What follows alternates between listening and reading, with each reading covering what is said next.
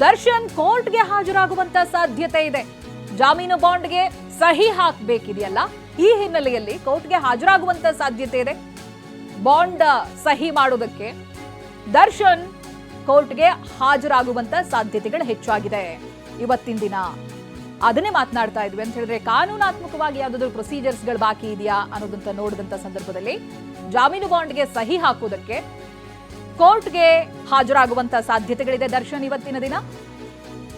ಅವರ ಆರೋಗ್ಯ ಪರಿಸ್ಥಿತಿಯ ನೋಡಿದಂತ ಸಂದರ್ಭದಲ್ಲೂ ಕೂಡ ನಡೆದಾಡೋದಕ್ಕಾಗುವುದಿಲ್ಲ, ಕೋರ್ಟ್ಗೆ ಅಪಿಯರೆನ್ಸ್ ಕೊಡೋದಕ್ಕಾಗುವುದಿಲ್ಲ ಅನ್ನುವಂತ ಸ್ಥಿತಿಯಲ್ಲಿಲ್ಲ, ಚೆನ್ನಾಗೇ ಇದ್ದಾರೆ.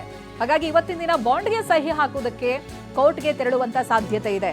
ಬಹುಶಃ ಅದಕ್ಕಾಗಿ ಸಮಯ ನಿಗದಿ ಆಗಿರುತ್ತೆ, ಕೋರ್ಟ್ ಅದೆಲ್ಲವನ್ನು ಕೂಡ ಹೇಳಿರುತ್ತೆ. ಆ ಪ್ರಕಾರವಾಗಿ ಅವರು ಕೋರ್ಟ್ಗೆ ಸಹಿಯನ್ನ ಹಾಕೋದಕ್ಕೆ, ಬಾಂಡ್ ಸಹಿಯನ್ನ ಹಾಕೋದಕ್ಕೆ ತೆರಳುವಂತ ಸಾಧ್ಯತೆಗಳಿದೆ, ಕೋರ್ಟ್ಗೆ ಹಾಜರಾಗುವಂತ ಸಾಧ್ಯತೆಗಳಿದೆ. ಬಹುಶಃ ಕಾನೂನಾತ್ಮಕವಾಗಿ ಇವತ್ತಿನ ದಿನ ಕಂಪ್ಲೀಟ್ ಮಾಡಬೇಕಿರುವಂತ ಒಂದು ಪ್ರೊಸೀಜರ್ ಅಂತ ಹೇಳಿದ್ರೆ ಬಾಂಡ್ ಸಹಿಯನ್ನ ಹಾಕೋದಕ್ಕೆ ಕೋರ್ಟ್ಗೆ ಹೋಗಬೇಕಿರೋದು.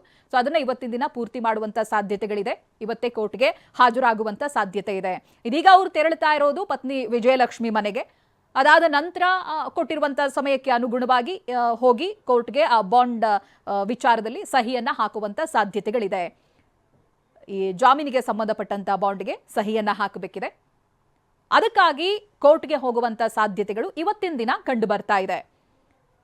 ಅವಾಗಲೇ ನಮ್ಮ ಪ್ರತಿನಿಧಿ ಮಾಹಿತಿಯನ್ನ ಕೊಡ್ತಾ ಇದ್ರು. ಇದೀಗ ಅವರು ಹೋಗ್ತಾ ಇರುವಂತದ್ದು ದರ್ಶನ್ ಪತ್ನಿ ವಿಜಯಲಕ್ಷ್ಮಿ ಅವರ ಮನೆಗೆ ಹೋಗ್ತಾ ಇದ್ದಾರೆ ಅಂತ.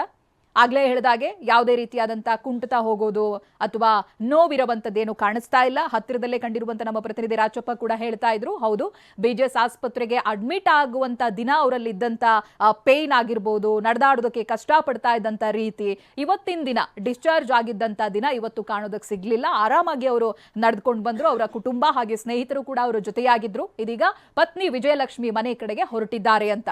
ಅಲ್ಲಿಗೆ ಸದ್ಯಕ್ಕಿದ್ದಂತ ಕೆಲವು ಪ್ರಶ್ನೆಗಳಿಗೆ ಉತ್ತರ ಸಿಕ್ತು ಅಂತ ಹೇಳಿದ್ರೆ, ಈ ಅರ್ಹತೆ ಆಧಾರದ ಮೇಲೆ ಜಾಮೀನು ಸಿಕ್ಕ ನಂತರದಲ್ಲೂ ಕೂಡ ದರ್ಶನ್ ಸರ್ಜರಿಯನ್ನ ಮಾಡಿಸ್ಕೊಂಡೇ ಹೊರಗಡೆ ಬರ್ತಾರಾ ಅಂತ ಇದ್ದಂತ ಪ್ರಶ್ನೆಗೆ ಇಲ್ಲ, ಸರ್ಜರಿಯನ್ನ ಸದ್ಯಕ್ಕೆ ಮಾಡಿಸ್ತಾ ಇಲ್ಲ ಅನ್ನೋದು ಗೊತ್ತಾಗ್ತಾ ಇದೆ. ಇವತ್ತಿನ ದಿನದವರೆಗೂ ಕೂಡ ಅಂತಹ ಯಾವುದೇ ಪ್ರೊಸೀಜರ್ಗಳು ನಡೆದಿಲ್ಲ.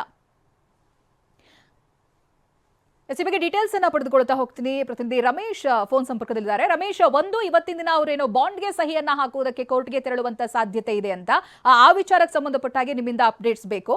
ಮತ್ತೊಂದು ಕಡೆಯಲ್ಲಿ ಇದೀಗ ಅರ್ಹತೆ ಆಧಾರದಲ್ಲಿ ಅವರಿಗೆ ಜಾಮೀನು ಸಿಕ್ಕಿರೋದ್ರಿಂದ ಈಗ ಇರುವಂತಹ ಹೆಲ್ತ್ ನ ರಿಪೋರ್ಟ್ಗಳು ಮತ್ತೆ ಕೋರ್ಟ್ಗೆ ಸಬ್ಮಿಟ್ ಮಾಡೋದಕ್ಕೆ ಅನಿವಾರ್ಯ ಇದೆಯಾ? ಏನ್ ಹೇಳ್ತೀರಾ? ಚೈತ್ರ, ಕೋರ್ಟ್ ಯಾವುದೇ ರೀತಿ ಷರತ್ತುಗಳಲ್ಲಿ ಸರ್ಜರಿ ಮಾಡಿಸ್ಕೊಳ್ಳೇಬೇಕು ಅನ್ನೋ ಒಂದು ಷರತ್ತನ್ನ ವಿಧಿಸಿಲ್ಲ. ಆದ್ರೆ ಈ ಮಧ್ಯಂತರ ಜಾಮೀನು ಏನ್ ಕೊಟ್ಟಿತ್ತು, ಆಗ ಸರ್ಜರಿಗೋಸ್ಕರನೇ ಅಂತೇಳಿ ಜಾಮೀನನ್ನ ಕೊಟ್ಟಿತ್ತು. ಕೋರ್ಟ್ ತನ್ನ ಆದೇಶದಲ್ಲಿ ಒಂದು ವಿಚಾರ ಸ್ಪಷ್ಟಪಡಿಸಿದೆ. ಏನಂದ್ರೆ, ಕೋರ್ಟ್ಗೆ ಮಿಸ್ಲೀಡ್ ಮಾಡಿ ಕೋರ್ಟ್ ದಾರಿ ತಪ್ಪಿಸಿ ಈ ರೀತಿ ಮಧ್ಯಂತರ ಜಾಮೀನು ಪಡೆದಿದ್ದಾರೆ ಅನ್ನುವಂತ ಆರೋಪ ಇದ್ರೆ ಆಗ ಕಾನೂನು ತನ್ನದೇ ಆದಂತ ಕ್ರಮವನ್ನ ಕೈಗೊಳ್ಳಲಿದೆ ಅಂತೇಳಿ ಹೇಳಿದೆ. ಹೀಗಾಗಿ law will take its own courts ಅಂತ ಹೇಳಿದೆ. ಹೀಗಾಗಿ ಯಾರಾದ್ರೂ ಇದ್ರ ಬಗ್ಗೆ ಅನುಮಾನ ಇದ್ದು ದೂರುಗಳನ್ನ ಕೊಟ್ಟಾಗ ಆಗ ಕೋರ್ಟ್ ಅದಕ್ಕೆ ಸಂಬಂಧಪಟ್ಟಂತ ಆದೇಶಗಳನ್ನ ಮಾಡುತ್ತೆ. ಅಂದ್ರೆ ಕೋರ್ಟ್ ಇನ್ನೊಂದು ಅಂಶ ಏನ್ ಹೇಳಿದೆ ಅಂತಂದ್ರೆ, ಈಗ ವಿಮ್ಸ್ ಆಸ್ಪತ್ರೆ ವೈದ್ಯರು ಏನು ವರದಿಯನ್ನ ಕೊಟ್ಟಿದ್ರು ಸರ್ಜರಿ ಆಗ್ಬೇಕು ಅಂತೇಳಿ, ಅದೇ ಮಾದರಿಯ ವರದಿಯನ್ನ ಬಿಜಿಎಸ್ ವೈದ್ಯರು ಕೂಡ ಕೊಟ್ಟಿದ್ದಾರೆ. ಹೀಗಾಗಿ ಕೋರ್ಟ್ ಆದೇಶದಲ್ಲಿ ಯಾವುದೇ ರೀತಿ ಏನು ಸ್ಪಷ್ಟತೆ ಕೊರತೆ ಇಲ್ಲ. ಯಾಕಂದ್ರೆ ವೈದ್ಯರ ವರದಿ ಕನ್ಸಿಸ್ಟೆಂಟ್ ಆಗಿದೆ. ಆದ್ರೆ ಒಂದ್ ವೇಳೆ ಇವರು ಸರ್ಜರಿ ಮಾಡಿಸ್ಲಿಲ್ಲ ಅಂದ್ರೆ ಅಥವಾ ಕೋರ್ಟ್ ದಾರಿ ತಪ್ಪಿಸಿದ್ದಾರೆ ಅಂದ್ರೆ ಆಗ ಕಾನೂನು ತನ್ನದೇ ಕ್ರಮವನ್ನು ಕೈಗೊಳ್ಳಿದೆ ಅಂತ ಹೇಳಿದ್ದಾರೆ. ಇವತ್ತು ದರ್ಶನ್ ಕೋರ್ಟ್ಗೆ ಬರುವಂತ ಕಾರಣ ಏನಂತಂದ್ರೆ, ಕೋರ್ಟ್ ಒಂದು ಷರತ್ತು ಏನಿದೆ ಅಂದ್ರೆ, ಅವರು ಬೇಲ್ ಬಾಂಡ್ಗೆ ಸಹಿ ಮಾಡಬೇಕು ಅಂತ. ಸಾಮಾನ್ಯವಾಗಿ ಜೈಲಲ್ಲಿ ಇದ್ದಾಗ ಜೈಲಿನಲ್ಲಿ ಆ ಬೇಲ್ ಬಾಂಡ್ಗೆ ಸಹಿ ಮಾಡಿಸ್ಕೊಂಡು ಆನಂತರ ರಿಲೀಸ್ ಮಾಡ್ತಾರೆ. ಆದ್ರೆ ಈಗಾಗಲೇ ದರ್ಶನ್ ಮಧ್ಯಂತರ ಜಾಮೀನ್ ಮೇಲೆ ಇರೋದ್ರಿಂದ ಹೀಗಾಗಿ ಬೇಲ್ ಬಾಂಡ್ಗೆ ಸಹಿ ಹಾಕೋದಕ್ಕೆ ಈಗ ಕೋರ್ಟ್ಗೆ ಬರ್ಬೇಕಾಗತ್ತೆ. ಹೀಗಾಗಿ ಕೋರ್ಟ್ಗೆ ಬಂದು ಬೇಲ್ ಬಾಂಡ್ಗೆ ಸಹಿ ಹಾಕುವಂತ ಸಾಧ್ಯತೆ ಇದೆ. ಸಹಿ ಹಾಕಿ ಇಮಿಡಿಯೇಟ್ ಆಗಿ ಕೋರ್ಟ್ ಆ ಷರತ್ತುಗಳನ್ನ ಫುಲ್ಫಿಲ್ ಆದ ನಂತರ ಕೋರ್ಟ್ ಅವ್ರಿಗೆ ಒಂದು ಬಿಡುಗಡೆ ಅಂದ್ರೆ ರಿಲೀಸ್ ಆರ್ಡರ್ ಕೊಡುತ್ತೆ. ಅದಾದ್ಮೇಲೆ ರೆಗ್ಯುಲರ್ ಹಿಯರಿಂಗ್ ಏನಿರುತ್ತೆ ಅದಕ್ಕೆ ಅಪೇರ್ ಆಗಬೇಕಾಗತ್ತೆ. ಆದಷ್ಟು ಇವತ್ತಿನ ಪ್ರಕ್ರಿಯೆ. ರಮೇಶ್, ಇಲ್ಲಿ ಏನಾದ್ರೂ ಟೈಮ್ ಲೈನ್ ಇದೆಯಾ ಅಂತ ಹೇಳಿದ್ರೆ, ಇವತ್ತಿನ ದಿನಾನೇ ಹೋಗಿ ಹಾಜರಾಗಬೇಕು, ಆ ಬಾಂಡ್ಗೆ ಸಂಬಂಧಪಟ್ಟ ಹಾಗೆ ಸಹಿಯನ್ನ ಹಾಕಬೇಕು ಅನ್ನುವಂಥದ್ದು ಏನಾದ್ರೂ ಇದೆಯಾ?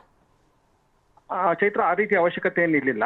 ಈಗ ಹಾಸ್ಪಿಟಲೈಸ್ ಆಗಿರೋದ್ರಿಂದ 13ನೇ ತಾರೀಕು ಅಂದ್ರೆ ಮೊನ್ನೆ ಕಳೆದ ವೀಕ್ ಅವ್ರು ಕೋರ್ಟ್ಗೆ ಹಾಜರಾಗಬೇಕಾಗಿತ್ತು. ಉಳಿದ ಆರೋಪಿಗಳು ಕೋರ್ಟ್ಗೆ ಹಾಜರಾಗಿದ್ರು. ಆದ್ರೆ ದರ್ಶನ್ ಆಗ್ಲಿ ಮತ್ತೆ ಜೈಲಿನಲ್ಲಿರೋರು ಹಾಜರಾಗಿರ್ಲಿಲ್ಲ. ವಿಸಿ ಮೂಲಕ ಹಾಜರಾಗಿದ್ರು. ಆದ್ರೆ ದರ್ಶನ್ ಗೈರಾಗಿದ್ರು. ಅದಕ್ಕೆ ಕಾರಣ ಅವ್ರು ಕೊಟ್ಟಿದ್ದೇನಂದ್ರೆ, ಅವ್ರು ಹಾಸ್ಪಿಟಲೈಸ್ ಆಗಿದ್ದಾರೆ, ಹೀಗಾಗಿ ಕೋರ್ಟ್ಗೆ ಬರೋದಕ್ಕೆ ಆಗಲ್ಲ ಅಂತೇಳಿ. ಈಗ ಅವರೇ ಖುದ್ದಾಗಿ ಕೋರ್ಟ್ಗೆ ಬರ್ತಾ ಇದ್ದಾರೆ. ಮತ್ತೆ ಯಾವುದೇ ರೀತಿ ಹಾಸ್ಪಿಟಲೈಸ್ ಆಗಿಲ್ಲ ಅನ್ನೋದು ಇರೋದ್ರಿಂದ ಈಗ ಅವ್ರು ಖುದ್ದಾಗಿ ಅಂದ್ರೆ ಇನ್ ಮುಂದೆನೂ ಕೂಡ ಅವರು ಆಸ್ಪತ್ರೆಗೆ ತೆರಳುವಂತ ಸಾಧ್ಯತೆ ಕಡಿಮೆ ಅಂತ ಹೇಳ್ಬೋದು. ಯಾಕಂದ್ರೆ ಕೋರ್ಟ್ಗೆ ಅವರು ಖುದ್ದಾಗಿ ಹಾಜರಾಗ್ತಾ ಇರೋದ್ರಿಂದ ಅವರ ದೈಹಿಕ ಏನೋ ಸಾಮರ್ಥ್ಯ ಅಥವಾ ಅವ್ರಿಗೆ ಸರ್ಜರಿ ಆಗಬೇಕು ಅನ್ನೋಂತ ಕ್ವಶನ್ಸ್ ಇದಕ್ಕೆಲ್ಲಾನು ಒಂದ್ ರೀತಿ ಇಂಡೈರೆಕ್ಟ್ ಆಗಿ ಉತ್ತರ ಕೊಟ್ಟಿದ್ದಾರೆ ಅಂತ ಹೇಳ್ಬೋದು.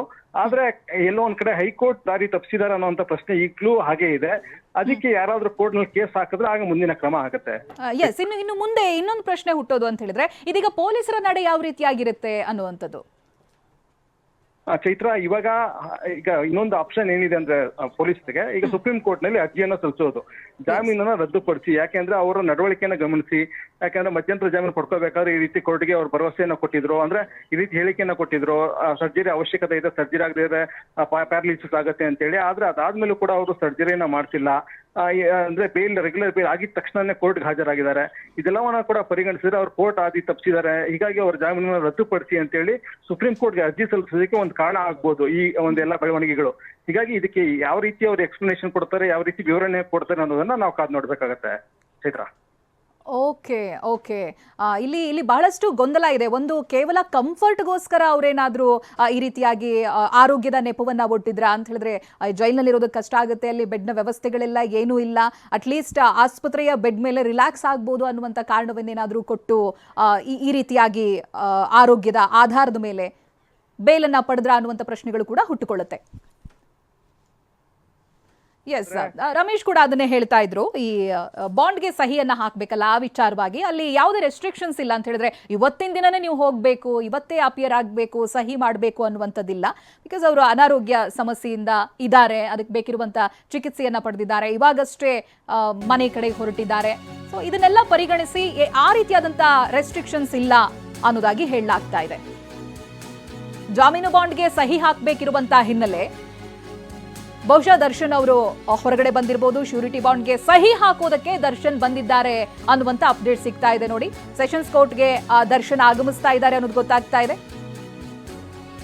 ವೈದ್ಯರ ಅನುಮತಿಯನ್ನ ಪಡೆದ ನಂತರದಲ್ಲಿ ದರ್ಶನ್ ಕೋರ್ಟ್ಗೆ ಬರೋದಕ್ಕೆ ಅವರು ಹೊರಗಡೆ ಬಂದಿದ್ದಾರೆ. ಸಹಿ ಹಾಕಿದ ಬಳಿಕ ಮತ್ತೆ ಆಸ್ಪತ್ರೆಗೆ ದರ್ಶನ್ ವಾಪಸ್ ಆಗ್ತಾರೆ. ದರ್ಶನ್ಗೆ 2-3 ದಿನ ಆಸ್ಪತ್ರೆಯಲ್ಲೇ ಚಿಕಿತ್ಸೆಯನ್ನ ಕೂಡ ಕೊಡಿಸಲಾಗುತ್ತೆ. ಆಸ್ಪತ್ರೆಯಿಂದ ದರ್ಶನ್ ಡಿಸ್ಚಾರ್ಜ್ ಆಗಿಲ್ಲ ಅಂತ ಹೇಳಿದ್ರೆ ಹೊರಗಡೆ ಬಂದಿದ್ದಾರೆ. ವೈದ್ಯರು ಕೂಡ ಅವರಿಗೆ ಪರ್ಮಿಷನ್ ಅನ್ನ ಕೊಟ್ಟಿದ್ದಾರೆ. ಶ್ಯೂರಿಟಿ ಬಾಂಡ್ಗೆ ಸಹಿ ಹಾಕಬೇಕಲ್ಲ, ಅದಕ್ಕಾಗಿ ಕೋರ್ಟ್ಗೆ ಹಾಜರಾಗೋರಿದ್ದಾರೆ, ಅದಕ್ಕೋಸ್ಕರ ಹೊರಗಡೆ ಬಂದಿದ್ದಾರೆ. ಅದೇ ದೃಶ್ಯಗಳನ್ನ ನಾವು ಗಮನಿಸ್ತಾ ಇದ್ದೀವಿ. ವೈದ್ಯರು ಅನುಮತಿಯನ್ನ ಕೊಟ್ಟಿದ್ದಾರೆ, ಹೋಗಬಹುದು ಅನ್ನುವಂಥದ್ದು. ಯಾಕೆಂತ ಹೇಳಿದ್ರೆ ಇವಾಗಲೇ ಟ್ರೀಟ್ಮೆಂಟ್ ಪಡೆದುಕೊಳ್ತಾ ಇರೋದ್ರಿಂದ ವೈದ್ಯರ ಪರ್ಮಿಷನ್ ಖಂಡಿತವಾಗಿಯೂ ಬೇಕಾಗಿರುತ್ತೆ. ಸೊ ಹಾಗಾಗಿ ಇಲ್ಲಿ ವೈದ್ಯರ ಅನುಮತಿ ಸಿಕ್ಕಿದೆ. ಅದರ ಆಧಾರದ ಮೇಲೆ ಇವರು ಶ್ಯೂರಿಟಿ ಬಾಂಡ್ಗೆ ಸಹಿಯನ್ನ ಹಾಕೋದಕ್ಕೆ ಕೋರ್ಟ್ಗೆ ಹಾಜರಾಗ್ತಾ ಇದ್ದಾರೆ. ಅವಾಗಲೇ ರಮೇಶ್ ಹೇಳ್ತಾ ಇದ್ರು ನೋಡಿ, ಅಂತ ಹೇಳಿದ್ರೆ ಜೈಲಲ್ಲೇ ಇದ್ದಂತ ಸಂದರ್ಭ ಈ ಪ್ರೊಸೀಜರ್ಗಳನ್ನ ಕಂಪ್ಲೀಟ್ ಮಾಡೋದಕ್ಕೆ ಕೋರ್ಟ್ಗೆ ಬರಬೇಕಾದಂತ ಅನಿವಾರ್ಯತೆ ಇಲ್ಲ. ಜೈಲಾಧಿಕಾರಿಗಳಿದ್ದಾರೆ, ಅವ್ರು ನೋಡ್ಕೊಳ್ತಾರೆ, ಬೇಕಿರುವಂತ ಪ್ರೊಸೀಜರ್ಸ್ಗಳನ್ನ ಕಂಪ್ಲೀಟ್ ಮಾಡ್ತಾರೆ. ಬಟ್ ದರ್ಶನ್ನ ಕೇಸ್ ವಿಭಿನ್ನವಾಗಿದೆ. ಉಳಿದಂತ ಆರೋಪಿಗಳಿಗೂ ದರ್ಶನ್ಗೂ ಇರುವಂತ ವ್ಯತ್ಯಾಸ ಅಂತ ಹೇಳಿದ್ರೆ, ದರ್ಶನ್ ಇವಾಗ್ಲೇ ಅನುಕಂಪದ ಆಧಾರದ ಮೇಲೆ ಬೇಲ್ನಲ್ಲಿ ಹೊರಗಡೆ ಇದ್ದಾರಲ್ಲ, ಅರ್ಹತೆ ಆಧಾರದ ಮೇಲೆ ಸಿಗೋದಕ್ಕೂ ಮುಂಚಿತವಾಗಿ ಚಿಕಿತ್ಸೆಯನ್ನ ಕೂಡ ಪಡಿತಾ ಇದ್ರಲ್ವಾ. ಹಾಗಾಗಿ ಬೇರೆ ಆರೋಪಿಗಳಿಗೆ ಅನ್ವಯವಾಗುವಂತ ನಿಯಮಗಳು ಇವರಿಗೆ ಅನ್ವಯ ಆಗೋದಿಲ್ಲ. ಇಲ್ಲಿ ನೋಡಿ, ಉಳಿದಂತ ಆರೋಪಿಗಳು ಯಾರು ಕೋರ್ಟ್ಗೆ ಹಾಜರಾಗಬೇಕಾಗಿಲ್ಲ.